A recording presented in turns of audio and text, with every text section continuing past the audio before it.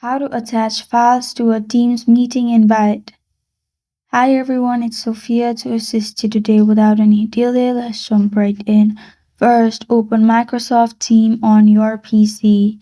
Log into your account, then click on Calendar and click on New Meeting.